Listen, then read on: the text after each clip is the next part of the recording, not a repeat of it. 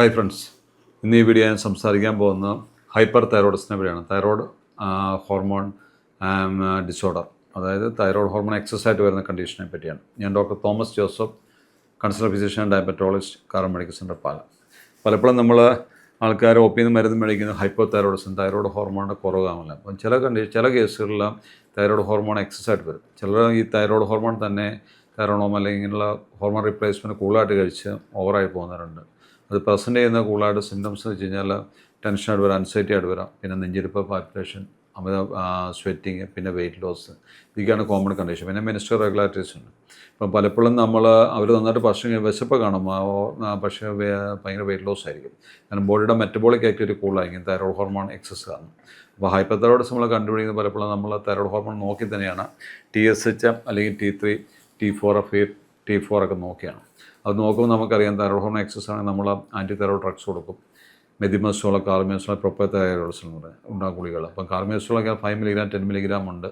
അത് രാവിലെയും വൈകിട്ടോടെ നമ്മൾ കൊടുക്കും. പിന്നെ നമ്മൾ ഗർഭിണികൾക്കൊക്കെയാണെങ്കിൽ പ്രൊപ്പത്തൈറോയിഡ്സ്. അപ്പം ഗർഭിണികളും കാണാം, ചെറിയ പിള്ളേരിലും കാണാം, വലിയവരിലും കാണാം. അപ്പം നമ്മൾ തൈറോയ്ഡ് ഹോർമോൺ എക്സസ് കഴിച്ചാൽ വരാം. അയഡിനൊക്കെ കൂടുതലായിട്ട് നമ്മളെടുത്ത് കഴിച്ചു കഴിഞ്ഞാൽ വരാം. അതിൻ്റെ റിപ്ലേസ്മെൻറ്റ് കൂടിക്കഴിഞ്ഞാൽ വരാം.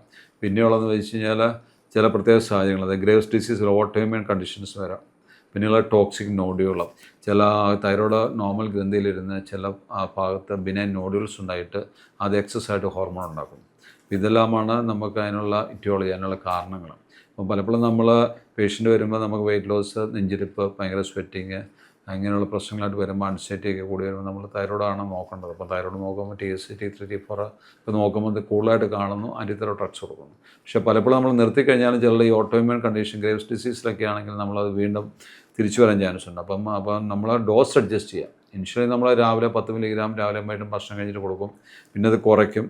പിന്നെ അത് നിർത്തി കഴിഞ്ഞാൽ ചിലപ്പോൾ കൂടാൻ ചാൻസ്, വീണ്ടും ചെറിയ ഡോസ് തുടർന്ന് വരും. പലപ്പോഴും നമ്മൾ കണ്ടേക്കുന്ന നോർമൽ ആൾക്കാർ പോലും ഹൈപ്പർ തൈറോയിഡിസിനോട് കുറവായിട്ട് തൈറോയ്ഡ് ഹോർമോൺ കഴിച്ചിട്ട് ഹൈപ്പർ പോകാറുണ്ട്. അത് കൃത്യമായിട്ട് മോണിറ്ററിങ് ഇല്ലാതെ നമ്മൾ 3 മാസം മുമ്പ് TSH, T3, T4 നോക്കിയാൽ ഈ പ്രശ്നങ്ങൾ നമുക്ക് ഒഴിവാക്കാൻ പറ്റും. അതുകൊണ്ട് എപ്പോഴും നമ്മൾ തൈറോയ്ഡ് ആക്ടിവിറ്റി കൂടിക്കഴിഞ്ഞ് പറഞ്ഞ പോലെ സിംറ്റംസ് വരും, വെയിറ്റ് ലോസ് വരും, നമുക്ക് നെഞ്ചിരിപ്പ് വരും.